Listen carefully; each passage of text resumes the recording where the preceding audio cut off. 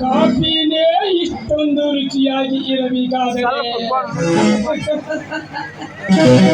Coffee ಮಾಡಿದವಳ ಮೈಮನ ಇಷ್ಟೊಂದು ರುಚಿಯಾಗಿ ಇರಬಹುದು. ಈ ಕೂಡ ರುಚಿ ನೋಡ್ಬೇಡ್ರೆ ಸಿದ್ದಪ್ಪ ನಿಮ್ ಮಾತು ಒಪ್ಕೊಂಡ ನೀವ್ ಏನೇನ್ ಕೇಳಿದ್ರ ಸರಿ ಅಂದ್ರ ಅವಾಗ ಬಂದ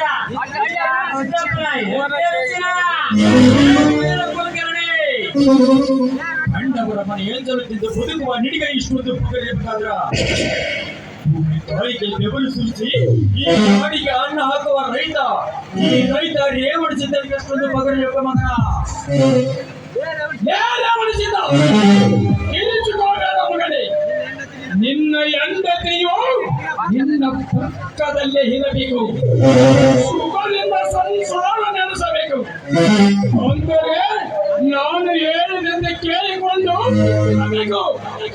ಇಲ್ಲ ಒಪ್ಪಿಗೆ ಆವಿನ ಭಯ ಆವಿನ ಭಯ ಈ ನಿನ್ನ ಹೆಂಡತಿಯ ಶಿರಕ್ಕೆ ನನ್ನ ಭಯ ಇದ್ದಲೇ ಇರಬೇಕು. ಯಾಕೆಂದರೆ ನಿನ್ನ ಹೆಂಡತಿಯು ಸಖತ್ತಾಗಿದ್ದಾರೆ.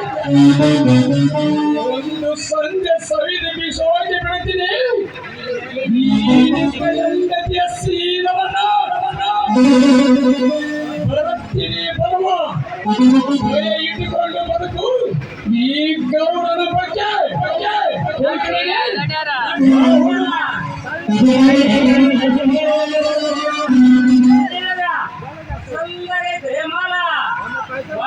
ಪಾಯಸ ಮಾಡಿ ಕೊಡ್ಬಿಡಂತ ಹೋಗೋಣ.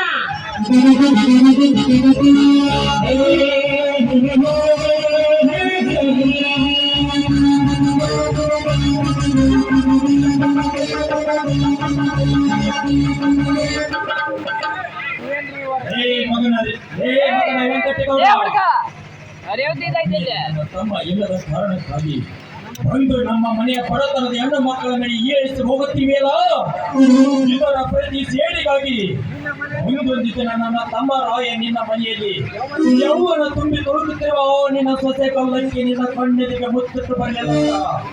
ನನ್ನ ಹೆಸರು ಈ ರೈತ ರೇವಣಿಸಿದರಲ್ಲ ಮಗನ. ಕೆಟ್ಟ ಮಾತುಗಳು, ಈ ಪಾಪಿಷ್ಟ ಮಾತುಗಳು ಕೇಳ್ತಾ ಇದ್ರೆ ನನಗೆ ತುಂಬ ಭಯವಾಗ್ತದೆ. ನನ್ನ ತಮ್ಮ ರಾಯಣ್ಣ ಮನೆಯಲ್ಲಿ ಇರುವವರೆಗೂ ನೀನು ಯಾರಿಗೂ ಭಯಪಡಬೇಕಾಗಿಲ್ಲ.